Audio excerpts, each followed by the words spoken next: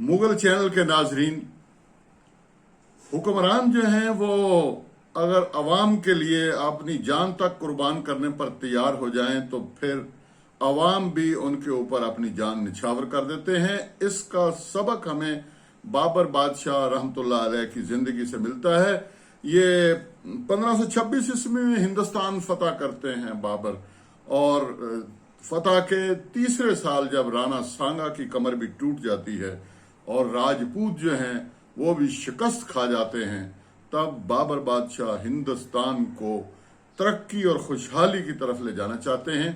उसके लिए बहुत सारी वो इस्लाहात करते हैं, और एक सबसे बड़ा काम वो ये करते हैं कि बराह रास्त अवाम के हालात जानने के लिए, राया की सूरत हाल देखने के लिए वो दिल्ली और आगरा के बाजार में भेस बदल कर निकल जाते हैं। एक रोज ऐसा ही वो भेस बदल कर आगरा के बाजार में निकले और मजदूर का उन्होंने लिबास पहना हुआ था।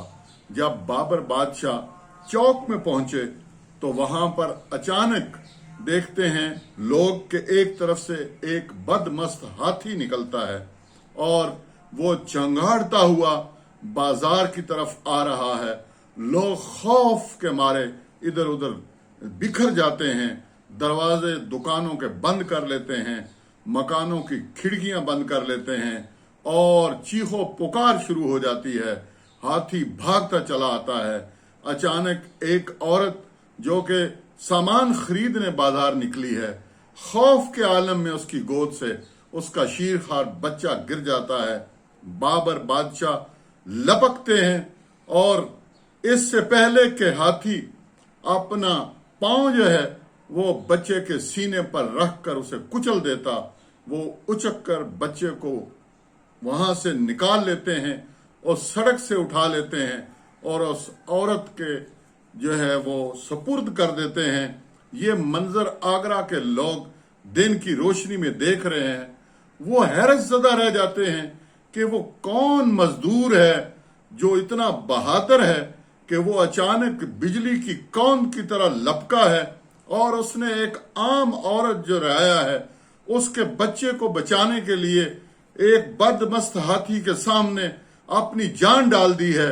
लेकिन जो ही बाबर बादशाह बच्चे को उठाते हैं तो इसी तगो-दो के अंदर उनके सर की जो पगड़ी है वो मजदूर वाली वो गिर जाती है और लोग पुकार उठते हैं, बाबर बादशाह, बाबर बादशाह, आफरीन बाबर बादशाह। वो नौजवान जो राजपूत जिसने कसम खाई थी कि मैं राणा सांगा की शिकस्त के बाद हम बाबर बादशाह को जिंदा नहीं छोड़ेंगे और इसके लिए वो बाबर बादशाह का ताकुब करता रहता था, वो भी उसी हजूम में था और उसे अंदाजा था कि बाबर बादशाह ने आज भेस बदल कर निकलना है और उसने अपने खंजर छुपा के रखा हुआ था। उसका ये बद इरादा था कि वो मुगल बादशाह को आज कत्ल कर देगा। लेकिन जब उसने देखा कि वो मजदूर जो था, जो भेस बदल कर आया था, जिसने मासूम बच्चे की जान बचाई थी, वो तो बाबर बादशाह है, तो वो फौरन तेजी से हजूम से निकला, बाबर बादशाह के कदमों पर आकर गिर गया और कहा, शहनशाह आलम, मैं समझा था कि बाबर बादशाह एक जालिम हुक्मरान है, बाबर बादशाह हिंदुस्तानियों के ऊपर जुल्म करने आया है, लेकिन आपने एक हिंदुस्तानी बच्चे की जान बचाकर साबित कर दिया कि आप जिंदगी बचाने के लिए निकले हैं। आप हिंदुस्तानियों की हिफाजत करना जानते हैं, आप उनकी हिफाजत के लिए अपनी जान तक दे सकते हैं। मुझे माफ कर दीजिए, मेरी जिंदगी बख्श दीजिए, मैंने ये इरादा किया था। बाबर बादशाह ने उस नौजवान को बाजू से उठाया और कहा कि मुझे आज वाकई अंदाजा हो गया कि राजपूत बहुत बहादुर होते हैं। आपने सच बोला, आपने अपने दिल की बात की। मैं आपको शाही हिफाजती दस्ते में शामिल करने का हुक्म देता हूं।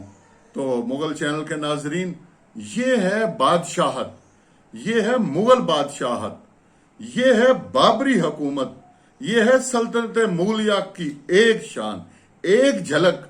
बादशाह बाबर के कारनामों की सिर्फ एक झलक बाबर बादशाह ने हुमायूं बादशाह को बहुत सी नसीहतें की, और उनमें से एक सबसे बड़ी नसीहत जो तमाम हुक्मरानों को याद रखनी चाहिए वो ये थी कि रियाया को हमेशा अपनी औलाद समझना। अब औलाद से कितनी मोहब्बत की जाती है, उसकी कितनी इंतहा होती है, उसकी झलक हम अपनी जिंदगी में देखते हैं। माएं बच्चों को डूबने से बचाने के लिए खुद डूब जाती हैं। बाप अपने बच्चे को पालने पोसने के लिए जिंदगी भर जो है वो बोझ उठाता रहता है, पता नहीं क्या क्या कठिनाइयों को पार करता है। लेकिन जब वो कोई गलती करते हैं उनको समझाते भी हैं।